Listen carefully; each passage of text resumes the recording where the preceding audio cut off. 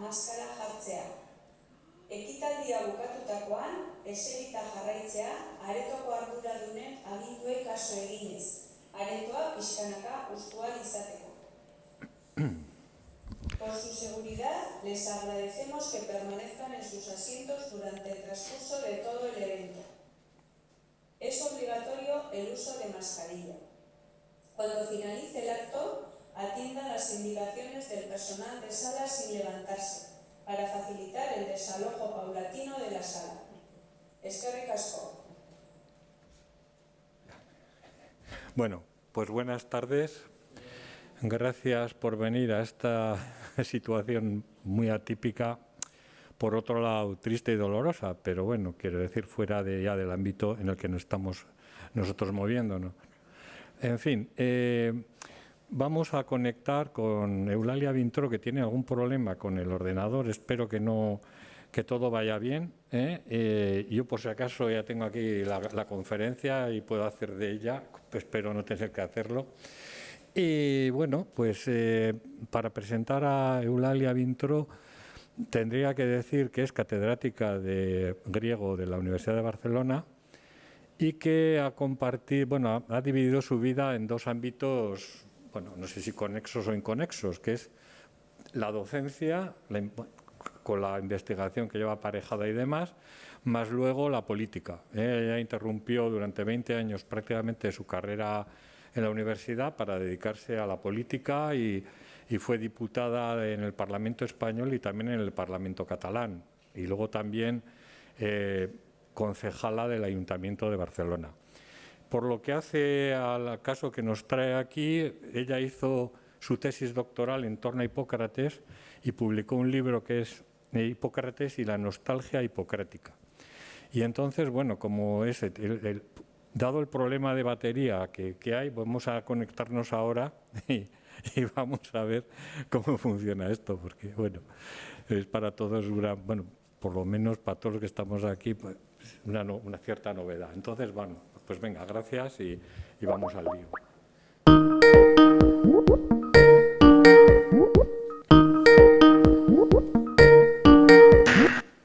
Sí. ¿Qué tal? Hola. ¿Me oís? Sí. Perfecto, no sufráis. Sí. He podido arreglarlo y estoy hablando desde un móvil y desde un ordenador conectado a la electricidad. No hay problemas. Bueno, genial. Pues nada, pues yo he hecho... que tiene que enchufar la cámara. En el botón de cámara, enchufar para que se vea aquí y le veamos. Muy bien. Ahora, ya. Perfecto, estupendo. Sí, bueno, ya es que por si acaso había esos problemas de batería, yo ya me he adelantado presentándole para poder ahorrar un poco y bueno, pues aquí estamos, yo ya me voy a bajar de aquí para poder seguir bien las cosas. Así que gracias por estar ahí y bueno, vamos a disfrutar aquí de la conferencia. Venga. Muchas gracias. Muy buenas tardes.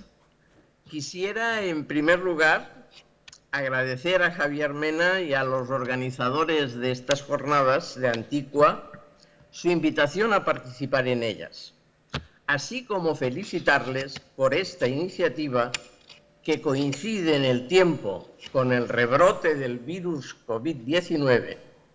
En efecto, cuando se inició y desde la absoluta ignorancia que todo el mundo tenía sobre la gravedad y duración de este virus, les debió parecer a los organizadores y a los conferenciantes que en noviembre ya habríamos vuelto a la normalidad. No a la nueva normalidad, sino a la de siempre. Y que no sería necesario tomar ninguna medida precautoria.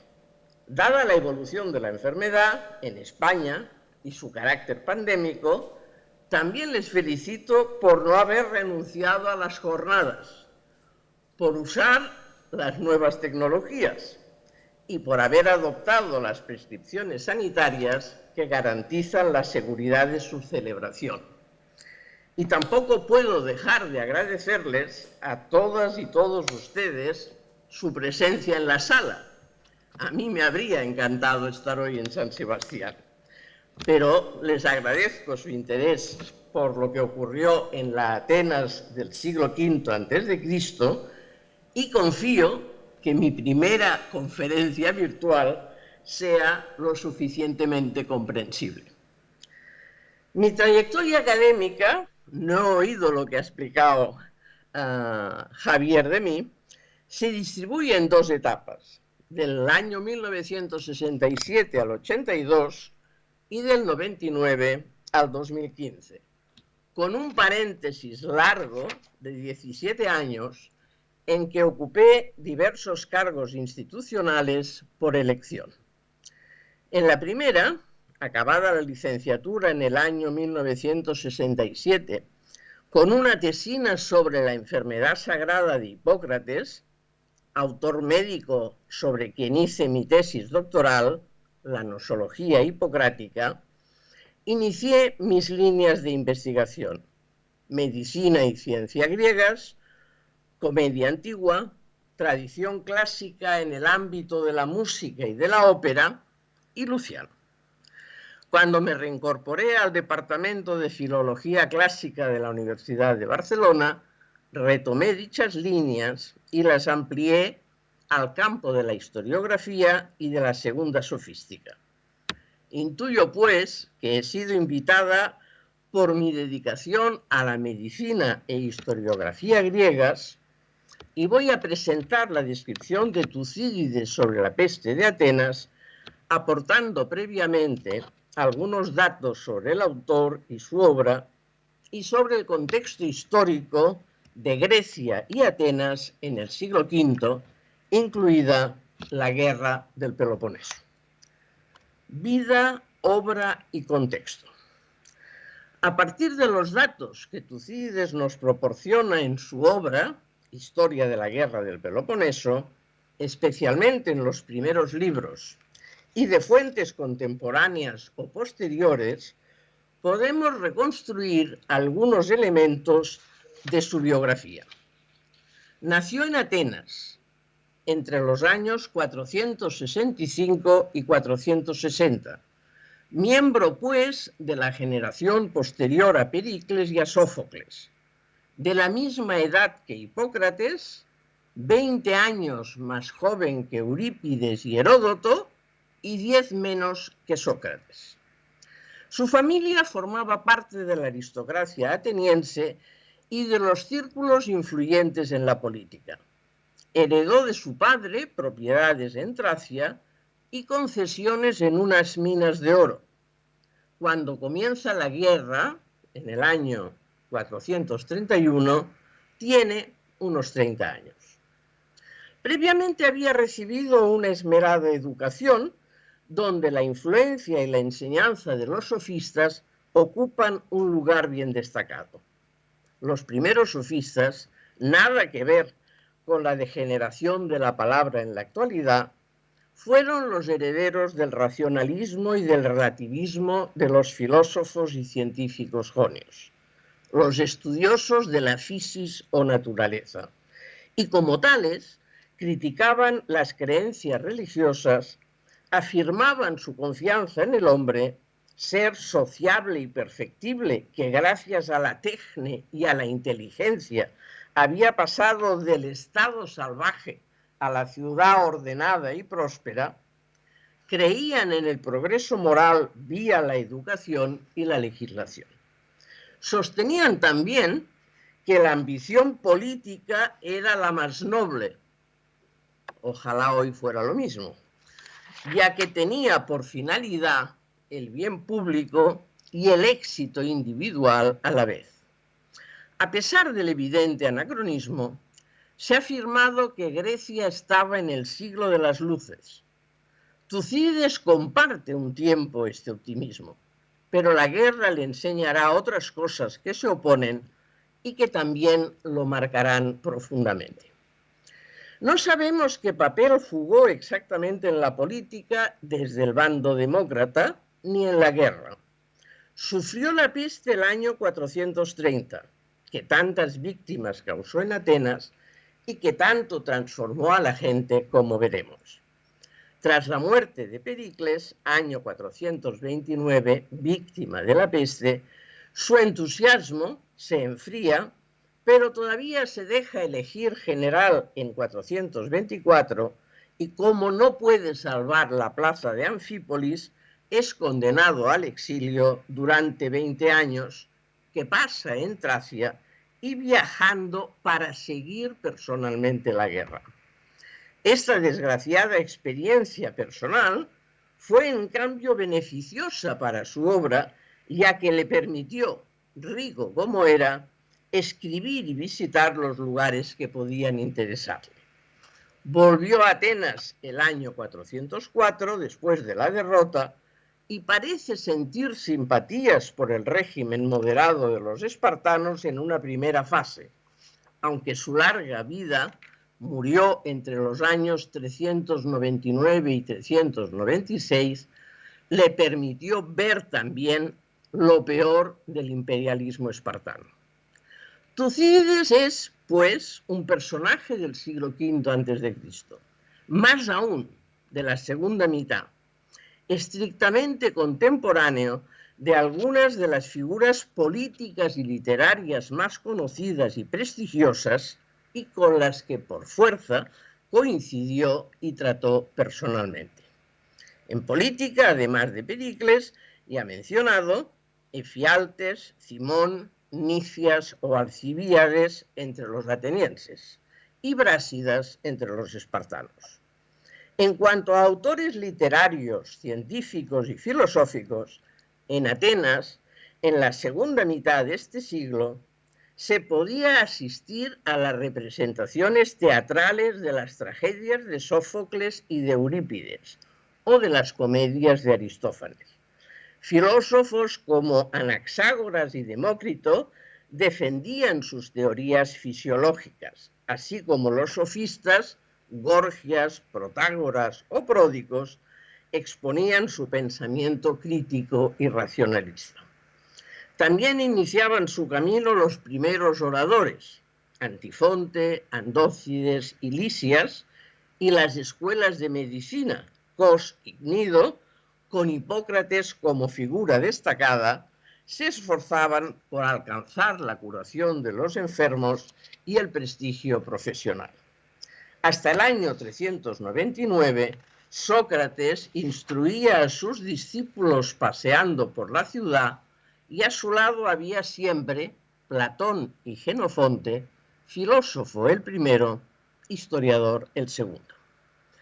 El año 447 comienza la construcción de la Acrópolis y además de los restos arquitectónicos conservados, de las esculturas y de la cerámica que hoy nos siguen maravillando, podemos hablar de escultores como Fidias y Polícleto, así como del pintor Polígnoto. Los tres, entre otros muchos artistas, trabajaron en Atenas y tenemos informaciones fehacientes de la obra que realizaron.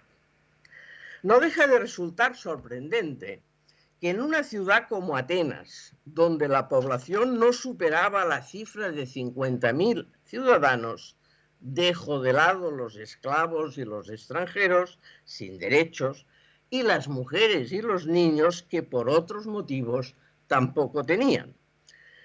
Coincidieran, no deja de resultar sorprendente que en estos años coincidieran tantas figuras extraordinarias en campos tan diversos como la política, el pensamiento, el arte o la literatura.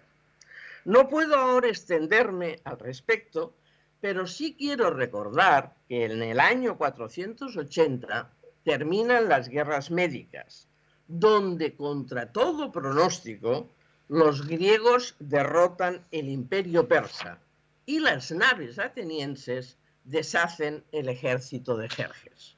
Esta victoria, muy bien aprovechada por sus protagonistas, permitió crear la Liga de Delos en 477, el tesoro de la Liga, bajo la hegemonía ateniense, y trasladar años después, en 457, el tesoro de la Liga a Atenas. Es decir, Del triunfo colectivo sobre el enemigo exterior, Atenas hizo una victoria propia, y la Liga de Delos, concebida inicialmente como un acuerdo defensivo, se convirtió en la palanca del imperialismo ateniense y, en buena medida, en la razón de fondo de la hostilidad espartana y en la causa de la guerra del Peloponeso. En efecto, el prestigio de la ciudad de los atenienses era tan inmenso que cualquier personalidad se esforzaba para instalarse y convivir allí con los otros personajes famosos que habían hecho de Atenas su residencia. Cabe decir, sin embargo, que no todo lo que hacía Atenas era bien visto por el resto de las ciudades griegas, especialmente por Esparta, ya que, insisto, si bien la Liga de Delos, creada para defender Grecia de un posible nuevo ataque de los persas, no generó ningún problema hasta que Atenas decidió llevar el tesoro de la isla de Delos a Atenas y disponer así, sin ningún control, de las contribuciones que iban haciendo las varias ciudades para garantizar una flota defensiva. Esparta intuyó, no sin razón, que Atenas aspiraba a convertirse en un imperio marítimo y a ejercer la supremacía sobre todo el territorio griego, y no se resignó. Por ello, en el año 431 empezó la guerra entre las dos ciudades y sus aliadas, guerra que se alargó hasta el año 404, con algunas treguas y con invasiones y confrontaciones terrestres por parte de Esparta y con ataques marítimos por parte de Atenas. Sin embargo, y entre los años 480 y 431, 50 años, Atenas vivió una etapa de prosperidad económica, de intercambios comerciales, de modificaciones legislativas e institucionales con el fin de avanzar hacia un sistema político más democrático que la convirtieron en la ciudad más atractiva y más culta del mundo mediterráneo. Y es en esta ciudad y en este momento que Tucídides vivió, se formó y vio como en el año 431 estallaba el conflicto entre Esparta y Atenas y decide que lo ha de escribir y nos da las razones. Será además la primera vez que un autor nos cuenta una historia contemporánea, no como lo hizo Heródoto, que describe las guerras médicas, pero que no las vivió. El desenlace contradijo las expectativas, como en las guerras médicas, al ganar los griegos a los persas. En efecto, el prestigio ateniense superaba al espartano. El dominio del comercio, del mar y de los recursos también favorecía a Atenas, pero un conjunto de factores como la peste, que provocó miles y miles de muertes, o la excesiva ambición ateniense con la fracasada expedición naval a Sicilia, acabaron dando la victoria a Esparta y dejando un panorama político en Grecia muy diferente de lo que Atenas había deseado. Tucídides tiene claro que esta es la guerra más importante, porque todo el mundo se implica y porque a partir de las pruebas que ha encontrado en relación con las confrontaciones anteriores, la diferencia es inmensa. Además, al ser contemporánea, puede ser bien conocida, y él se pone a escribir en cuanto estalla. Dos elementos destacan en su metodología: la importancia de los hechos que quiere exponer y el peso de la fiabilidad de las pruebas. En los capítulos 20 y 23 del libro primero, concreta su manera de trabajar: no dar crédito a cualquier testimonio y tener una visión crítica respecto al pasado, ya que la gente no tiene una visión exacta ni del presente ni del pasado, dado que da por buena la primera versión que le llega. Tampoco puede fiarse de los poetas ni de los cronistas. Los primeros porque anteponen la belleza a la verdad y los segundos porque su prioridad es ser agradables. En cuanto al pasado, solo utiliza los indicios más evidentes y en cuanto al presente, describe lo que ha visto o lo que le dijo otro testigo presencial a quien interrogó minuciosamente. No hay que olvidar que los testigos oculares también difieren en su versión del mismo hecho, bien en función de sus simpatías, bien en función de su memoria. En los discursos, algunos los he escuchado personalmente, hace decir lo que creía más apropiado a las circunstancias según su recuerdo del sentido general. Elimina los aspectos legendarios, no le preocupa gustar, quiere sin embargo ser útil a quienes desean conocer el pasado y también el futuro, vista la condición humana.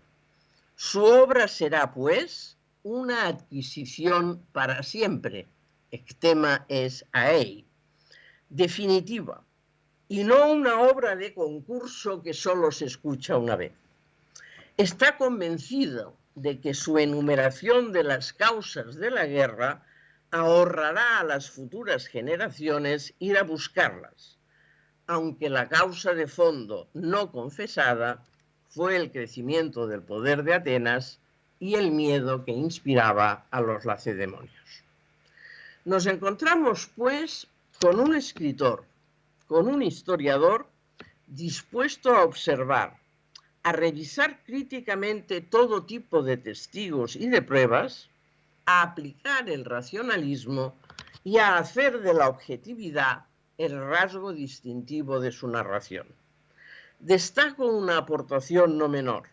Hoy, acostumbrados como estamos a los calendarios y a las agendas, electrónicas incluidas, nos cuesta entender que Tucídides tuvo que inventar la manera de explicar la sucesión de los hechos, la cronología. El recurso fue sencillo e ingenioso, situar las diversas acciones según el cambio de las estaciones, es decir, el verano y el invierno. Veamos ahora la influencia de Hipócrates en la obra de Tucídides y en la descripción de la peste. Como ya he indicado anteriormente, se trata de dos autores contemporáneos que coincidieron en Atenas en la segunda mitad del siglo V a.C. No voy a analizar su relación personal, ya que no tenemos ningún dato al respecto, pero sí quisiera subrayar que la metodología hipocrática basada en la observación no solo del enfermo, sino también de su entorno familiar, social y ambiental, el análisis racional de los síntomas, la implicación del paciente en la descripción de su estado y de los antecedentes, la reducción de todas las enfermedades a causas naturales y la introducción de un marco teórico como la teoría de los 4 humores, esta metodología, digo, está bien reflejada en toda la obra tucididea y muy especialmente en la descripción física de la peste. La lectura de los libros de las epidemias hipocráticas, en especial el primero y el tercero, donde el autor presenta las primeras historias clínicas de sus pacientes, o de textos más teóricos como Antigua Medicina o el Pronóstico, nos ilustra con claridad sobre el aprovechamiento que el historiador hace del lenguaje científico que Hipócrates desarrolló, así como de su metodología. Los textos del corpus no son de una gran calidad literaria en general, pero destacan por su estilo preciso, conciso y sobrio, que en buena medida Tucídides también adoptó. Vayamos ahora a la peste, la descripción física y las consecuencias morales. El verano del año 430 como el año anterior, los espartanos invadieron el Ática y devastaron el territorio. Cita textual. No hacía aún muchos días que estaban en el Ática cuando comenzó a declararse por primera vez entre los atenienses la epidemia que, según se dice, ya había hecho su aparición anteriormente en muchos sitios, concretamente por la parte de Lemnos, una isla del norte del Egeo, y en otros lugares, aunque no se recordaba que se hubiera producido en ningún sitio una peste tan terrible y una tal pérdida de vidas humanas. Tucídides introduce con estas palabras su famoso relato de la enfermedad, donde además de la descripción física hay un análisis cuidadoso de las consecuencias psicológicas y morales que se derivaron. El relato de la peste está situado en el libro segundo, entre los dos discursos de Pericles. En el primero, conocido como Logos Epitafios o discurso fúnebre, en honor de los primeros caídos en la guerra y que respondía a una antigua tradición ateniense. Tucídides, por boca de Pericles, nos da la visión de una Atenas gloriosa, floreciente, modélica, el más hermoso elogio de Atenas que se haya escrito jamás, para pasar acto seguido al estudio de la peste, ofreciéndonos así un contraste violentísimo de la opulencia a la desolación, del bienestar a la mayor indigencia. Pericles tomará de nuevo la palabra para defenderse de unas acusaciones naturales pero infundadas, para reanimar a sus conciudadanos, pero la enfermedad ha hecho mella en él y morirá al poco tiempo, preludiando así el desastre ateniense del 404. Con lo cual la peste adquiere en la historia el carácter de tragedia, tragedia de un hombre de Estado y tragedia de una ciudad. Partíamos de un hecho médico, desembocamos en una situación trágica. Para decirlo con la metáfora del profesor Lichtenthaler, la peste nos aparece en definitiva como un tríptico, cuyos cuarterones representan Hipócrates, Pericles y el autor de la historia. A lo largo de 8 capítulos, unas 5 páginas, el historiador nos explica que la enfermedad era desconocida por los médicos, que la trataban por primera vez sin poder hacer otra cosa que enfermar ellos mismos, ya que se acercaban a los pacientes. Se trata, pues, de una enfermedad nueva, sin precedente conocido, y que contagia por proximidad a los médicos, como la peste actual, la COVID-19. Tampoco servían de nada otras técnicas, ni las oraciones o los oráculos, es decir, el recurso a la religión o a la adivinación, recurso habitual en todos los pueblos primitivos ante graves circunstancias. Y expone el lugar donde se originó y su recorrido hasta llegar a Atenas de improviso y por el Pireo, el puerto de la ciudad. Empezó en Etiopía, pasó a Egipto y Libia y a la mayor parte del imperio persa. Llegó por mar al Pireo, aunque también circuló el rumor de que los peloponesios habían envenenado los pozos del puerto, como ahora y aquí también se ha dicho que los americanos o los chinos han fabricado el coronavirus en los laboratorios y lo han dejado esparcir. Del Pireo subió a la ciudad alta y la mortalidad se incrementó mucho, porque la mayoría de la población del campo se había refugiado dentro del territorio que protegían las murallas de Temístocles y que unían el puerto y la ciudad. Cita: y cuando llegaron a la capital, Eran pocos los que tenían su casa o encontraban alojamiento en casa de amigos o parientes. La mayoría se instalaron en los sitios deshabitados de la ciudad y en todos los templos y santuarios de los héroes, salvo la Acrópolis, el Eleusinio y otros lugares bien cerrados. También se instalaron muchos en las torres de las murallas y en otros sitios, como podía cada uno. La ciudad, en efecto, no tuvo cabida para todos los que concurrieron. Luego, repartiéndose el sitio, ocuparon los muros largos y la mayor parte del Pireo. Mientras no apareció la enfermedad, el incremento de unas 300.000 personas dentro del recinto amurallado y de la ciudad generó notables molestias. Pero fueron los obligados a ocupar estas zonas los más perjudicados. Cita. En medio de sus penalidades, les supuso un mayor agobio la aglomeración ocasionada por el traslado a la ciudad de las gentes del campo, y quienes más lo padecieron fueron los refugiados. En efecto, como no había casas disponibles y habitaban en barracas sofocantes debido a la época del año, la mortandad se producía en una situación de completo desorden.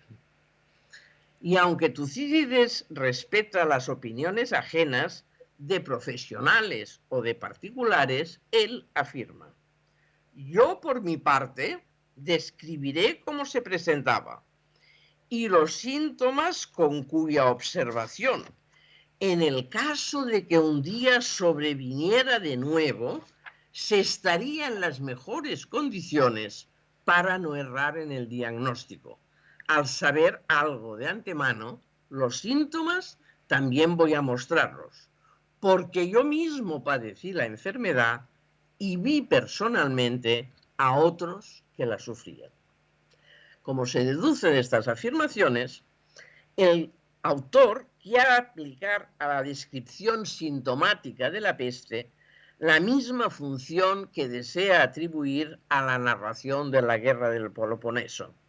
Si conoces los síntomas, podrás identificar la enfermedad cuando vuelva a presentarse y así tratarla mejor, al igual que el conocimiento de las causas de esta guerra debería evitar nuevos conflictos bélicos.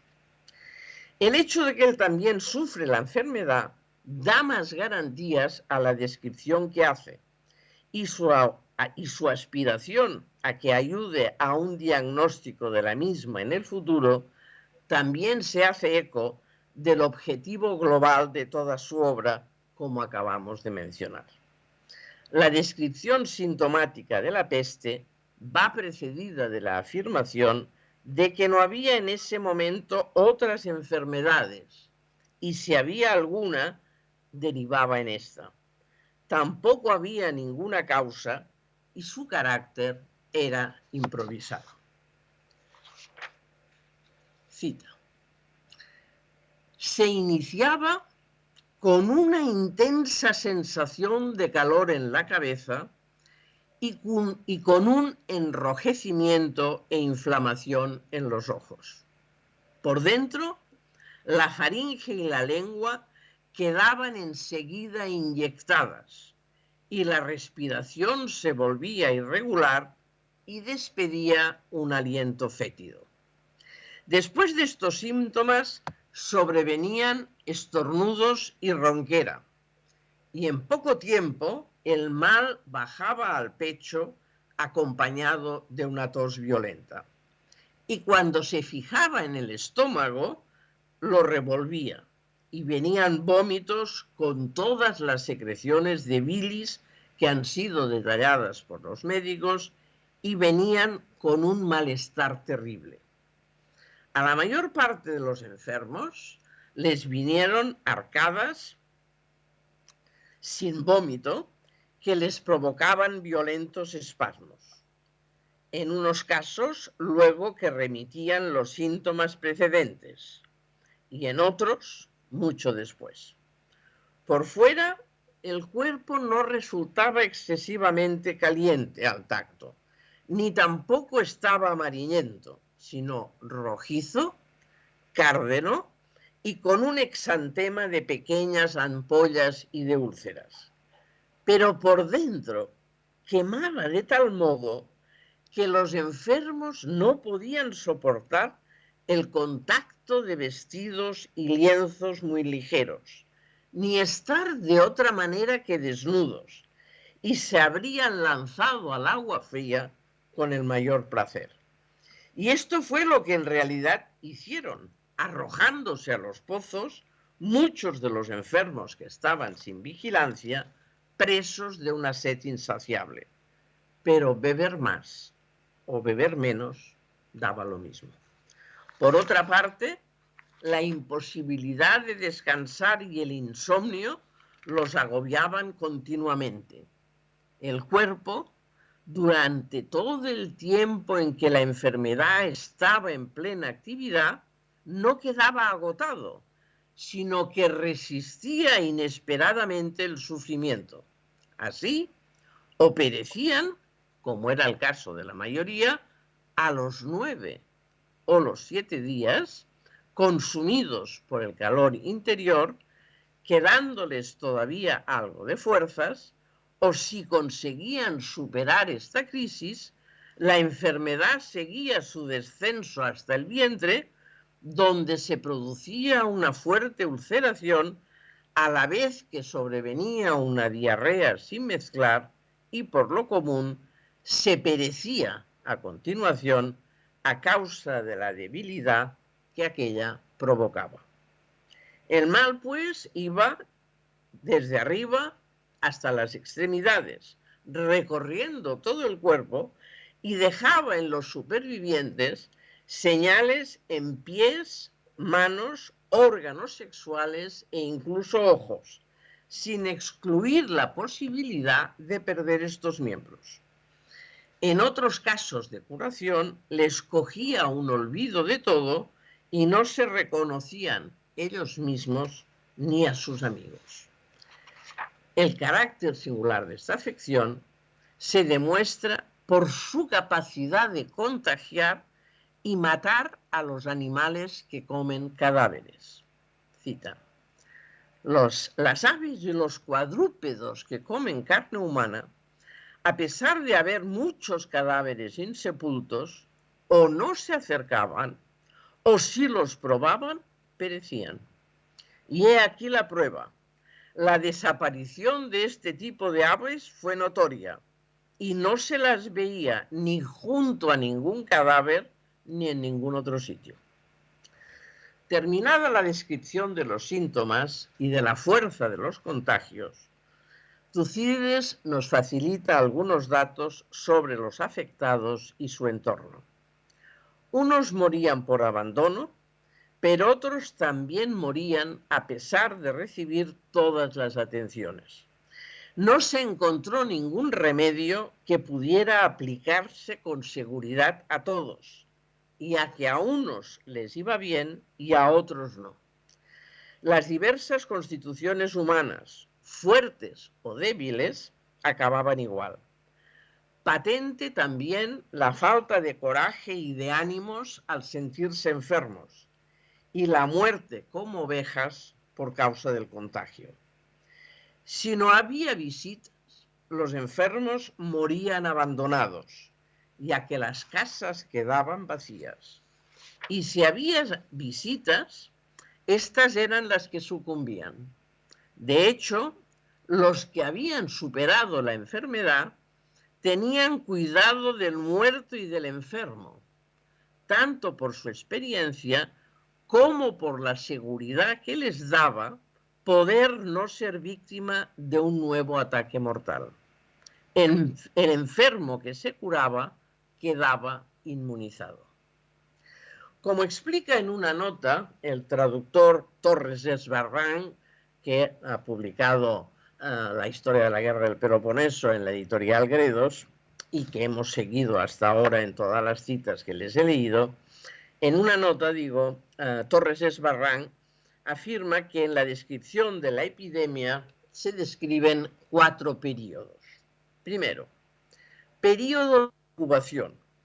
La enfermedad no aparece gradualmente, sino de forma súbita, sin causa aparente.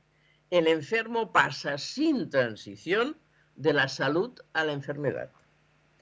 Segundo, un periodo de 7 o 9 días con la enfermedad en plena actividad, fatal para la mayoría.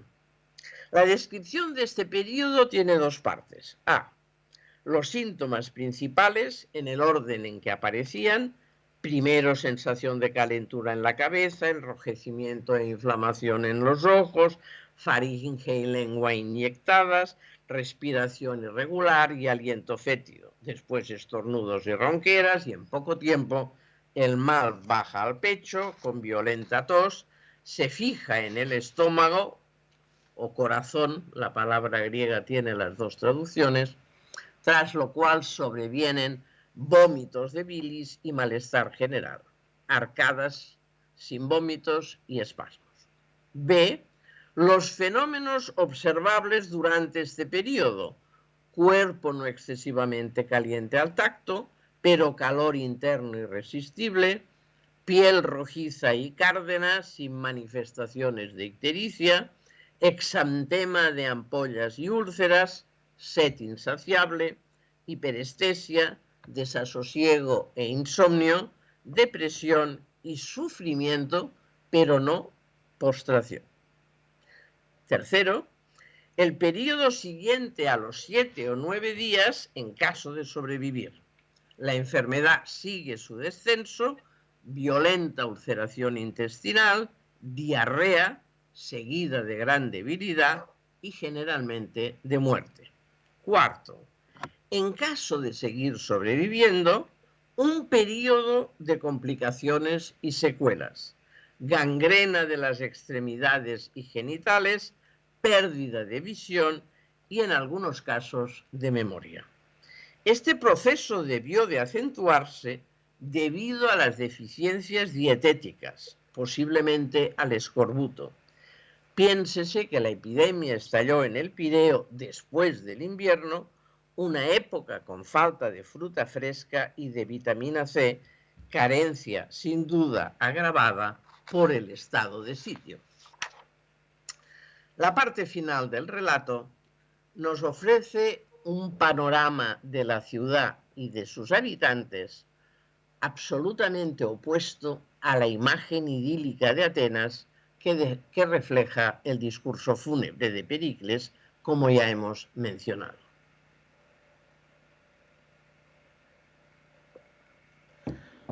Cita: la mortandad se producía en una situación de completo desorden.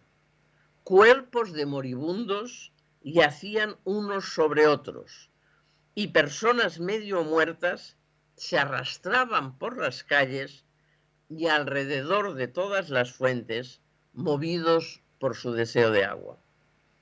Los santuarios en los que se habían instalado estaban llenos de cadáveres, pues morían allí mismo. Y es que ante la extrema violencia del mal, los hombres, sin saber lo que sería de ellos, cedieron al menosprecio, tanto de lo divino como de lo humano. Terminada, pues, la descripción de la enfermedad, Tucídides va a ilustrarnos sobre las consecuencias éticas y morales que muestran los ciudadanos atenienses, dejando de lado el espíritu de convivencia y corresponsabilidad que les había caracterizado. Y en primer lugar, dejan de enterrar a los muertos, tal como marcaban las normas y las pautas ancestrales, y lo hacían como podían, de forma indecorosa. Cita: en piras ajenas, anticipándose a los que las habían apilados, había quienes ponían su muerto y prendían fuego. Otros, mientras otro cadáver ya estaba ardiendo, echaban encima el que ellos llevaban y se iban. pero aún había consecuencias más graves en los comportamientos, como por ejemplo la búsqueda atrevida y sin disimular de placeres, ya que las mutaciones eran bruscas y rápidas, morían los ricos y los pobres adquirían sus bienes, es decir, vida y riqueza eran efímeras y no se podía perder tiempo para disfrutar de ellas. Cita: y nadie estaba dispuesto a sufrir penalidades por un fin considerado noble, puesto que no tenía la seguridad de no perecer antes de alcanzarlo. Lo que resultaba agradable de inmediato y lo que de cualquier modo contribuía a ello, esto fue lo que pasó a ser noble y útil. Ningún temor de los dioses ni de ley humana los detenía. De una parte, juzgaban que daba lo mismo honrar o no honrar a los dioses, dado que veían que todo el mundo moría igualmente. Y en cuanto a sus culpas, nadie esperaba vivir hasta el momento de celebrarse el juicio y recibir su merecido. Pendía sobre sus cabezas una condena mucho más grave que ya había sido pronunciada. Y antes de que les cayera encima, era natural que disfrutaran un poco de la vida. Si este es el impacto moral que la peste produjo en los seres humanos, las consecuencias éticas de la guerra sobre la ciudadanía son también muy degradantes. Así lo relata nuestro autor después de reflexionar sobre el comportamiento humano a partir de la guerra civil que se produjo en Corcira entre el partido oligárquico y el democrático, conflicto interno provocado por la guerra del Peloponeso. Cita: y así, muchos fueron los horrores que se abatieron sobre las ciudades en el curso de una revolución. Horrores que se suceden y se sucederán siempre, en tanto sea la misma la naturaleza humana. Y es que mientras reinan la paz y la aventura, tanto estados como individuos actúan con mayor ecuanimidad, porque no se enfrentan a situaciones de emergencia. Pero la guerra, al suprimir las facilidades de la vida cotidiana, se convierte en un maestro de violencia y coloca las pasiones de la masa al nivel de las circunstancias imperantes. Subversión de los valores, tanto por el ensañamiento en los golpes como por la atrocidad en las represalias, llegaron a cambiar el sentido normal de las palabras y así una audacia irreflexiva pasó a significar valerosa adhesión al partido. Una precaución sensata, cobardía encubierta. La cordura, embozo del desmayo. La sagacidad en todo, desidia para todo. La exaltación frenética pasó a considerarse atributo de un hombre de verdad y toda preocupación frente a la intriga, linda excusa para hurtarse al peligro. En una palabra, se cubría de elogios al que se anticipaba al golpe del contrario y al que lograba instigar a ello a quien no había pensado en tal posibilidad. Más aún, llegó a concederse menos valor a la familia que a la getairía, la asociación política, pues ésta siempre estaba dispuesta para un golpe de audacia sin aducir excusa alguna. Y es que en general resulta más fácil aplicar a uno el calificativo de astuto entre bribones que el de ingenuo entre hombre de bien. Esto les sonroja, aquello les llena de orgullo. De esta forma, por obra y gracia de las sediciones, la inmoralidad adquirió carta de naturaleza en el mundo griego bajo todas las formas imaginables, y el candor, ingrediente principal de la hidalguía, se esfumó en medio del escarnio general, mientras conseguían imponerse la hostilidad mutua y la falta absoluta de confianza. El último capítulo sobre la peste nos recuerda que, además de esta desgracia, todo el Ática estaba ocupado por los espartanos, y que era lógico el recuerdo de un viejo dicho según el cual debía llegar una guerra dórica y con ella la peste, y también de un oráculo otorgado a los lacedemonios sobre si habían o no de ir a la guerra, y que el dios les había dicho que la ganarían si luchaban a brazo partido y que él estaría a su lado. De hecho, la pandemia entró inmediatamente después de la invasión lacedemonia y no penetró en el Peloponeso, causando los mayores estragos en Atenas y en otras localidades más pobladas. Tucídides acaba la narración sobre la peste diciendo: estos son los hechos relativos a la epidemia. Etiología de la peste ateniense. Muchos estudiosos, filólogos, historiadores y médicos se han preguntado a qué enfermedad actual equivale la peste ateniense. Y son muy numerosos los estudios dedicados a resolver esta cuestión, que aún hoy no tiene una respuesta, no ya unánime, sino ni siquiera mayoritaria. Su duración fue de 4 años, murieron unas 100.000 personas, entre 1/3 y 1/4 de la población, como nos dice el propio Tucídides cuando habla del ataque a Potidea.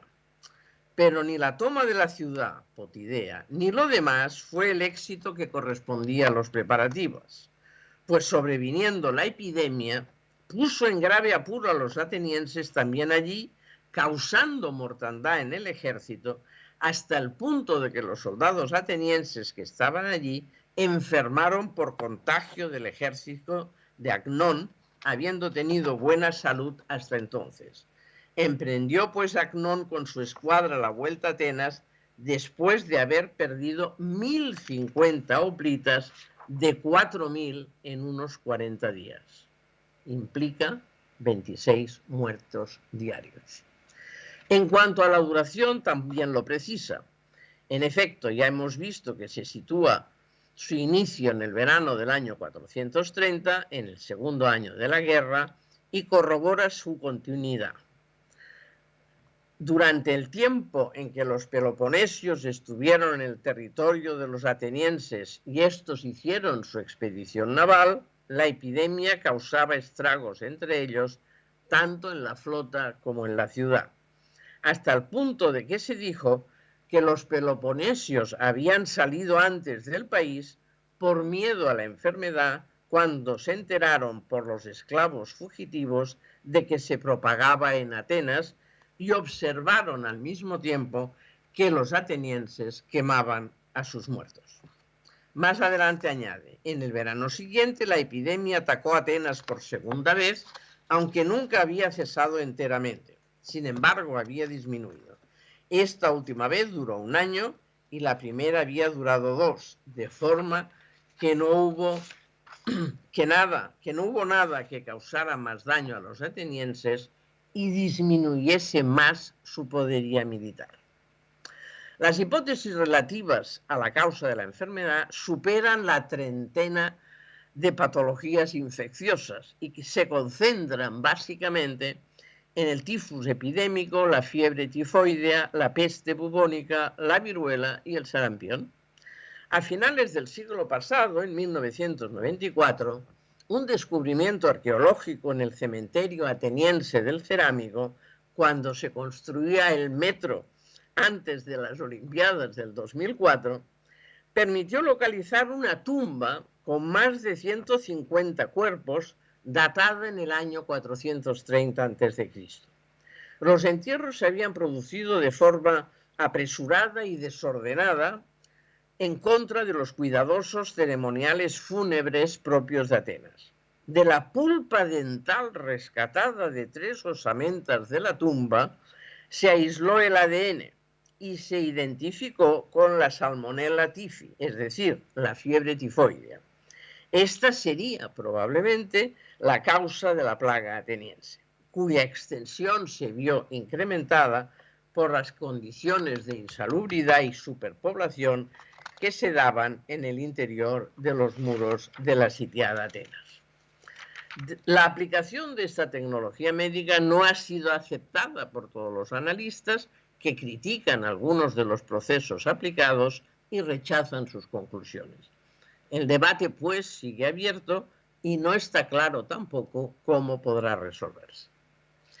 Acabamos de hacer un recorrido por la primera peste documentada que tenemos a nuestro alcance, por el autor de la obra que la contiene y por el contexto en que se desarrolló. No aspiraba ni era posible en el marco de esta conferencia a la exhaustividad en ninguno de estos apartados, pero sí que me había parecido pertinente ofrecer algunas pinceladas sobre Tucídides y sobre la Atenas de la segunda mitad del siglo V para facilitar la comprensión del texto y valorarlo en todas sus aportaciones e innovaciones. Para quienes deseen ampliar sus conocimientos al respecto, una abundante y valiosa bibliografía podrá satisfacer sus aspiraciones. Es obvio que en las actuales circunstancias, con la COVID-19, que vivimos con ansiedad y preocupación, la peste ateniense nos resulta más próxima e ilustrativa que hace un año y tal vez nos sirva de ejemplo. Muchas gracias por su atención.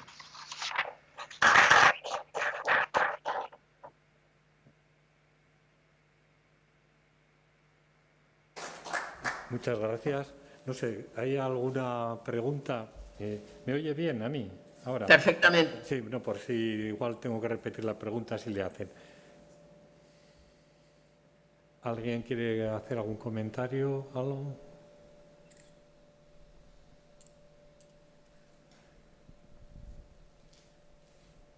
Estamos también en una normalidad. La peste también nos afecta. Ahí parece que hay alguna pregunta, ¿no? Hola, buenas tardes. Un placer oírla. Muchas gracias. Y bueno, mi comentario es si no había alguna filósofa, dos preguntas, alguna filósofa al lado de Tucídides, de Sócrates, etc. Porque he oído decir que alguna filósofa había.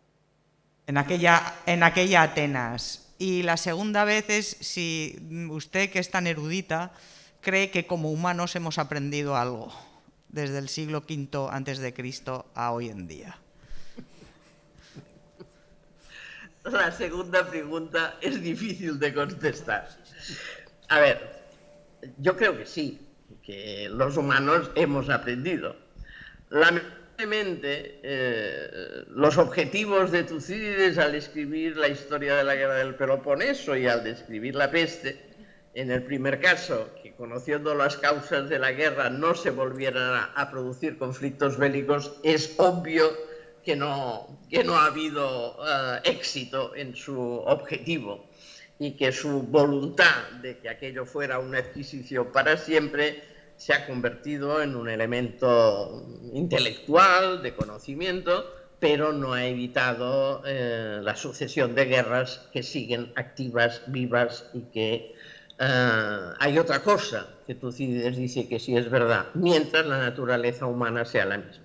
Y yo creo que la naturaleza humana sigue siendo bastante la misma.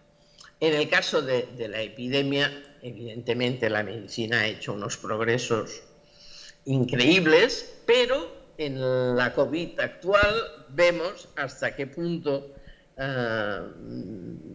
se está bastante alejado del conocimiento del origen de la enfermedad, del tratamiento que ha de tener, y ahora parece que se está avanzando muy rápidamente en la vacuna y que ésta puede, de alguna manera, poner fin, al menos si se consigue vacunar a un 50% o más de la población mundial, se puede llegar a controlar la expansión de la enfermedad. Por lo tanto, hemos aprendido cosas, pero no suficientes como para cambiar la naturaleza humana. La primera pregunta me gustaría, Javier, que me la repitieras porque no la he oído bien. Sí, no, creo que comentaba que si entre los filósofos que había en la Atenas de aquel tiempo había alguna filósofa.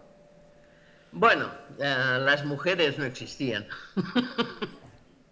Esto es la respuesta más fácil es esta, ¿no? Es decir, cuando yo he dicho que Atenas en el comienzo de la guerra tenía 50.000 habitantes, he dicho claramente que eran solo hombres. Ni los extranjeros, ni los esclavos, ni las mujeres, ni los niños tenían consideración más que de objetos de un cierto interés variable. Probablemente hubo mujeres con capacidad de pensar, de reflexionar. Conocemos una, la que era la compañera de la hetera de Pericles, Aspasia, es una mujer que, por lo que se ha llegado a saber de ella, tenía una gran inteligencia. No puedo decir que fuera una filósofa, pero propiamente filósofas en este momento no hay ningún nombre.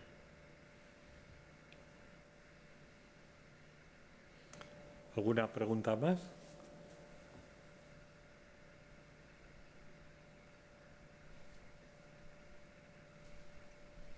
Bueno, entonces damos por finalizada la sesión, a la 1, a las 2. ¿Nadie? ¿Nadie quiere decir nada? Bueno, pues nada, vamos a agradecerle a Eulalia la buena conferencia y el buen rato que nos ha hecho pasar, y bueno, y que todo ha sido solventado, esas deficiencias a priori técnicas que planeaban han sido solventadas con éxito y hemos disfrutado muchísimo. Muchísimas gracias. Muchas gracias a todos vosotros. Gracias.